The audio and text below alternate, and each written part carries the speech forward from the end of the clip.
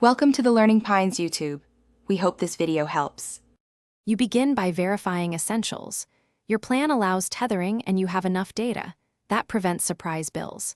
Once confirmed, turn on mobile data and plug the phone in if battery is low, because hotspots drain power fast.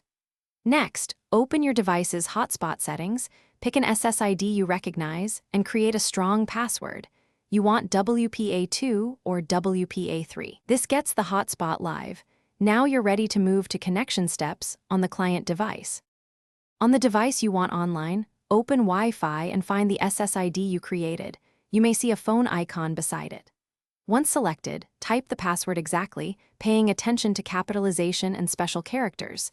These often cause failures. After connecting, set the network profile to private if it's your laptop or trusted device, because that enables file sharing safely. Choose public on unknown devices. If the client gets an IP address but no internet, renew DHCP or toggle Wi-Fi. To finish, lock down and optimize. Switch between 4 GHz for range or 5 GHz for speed, and limit the number of connected devices to preserve bandwidth. Make sure you change the default SSID and set a robust password.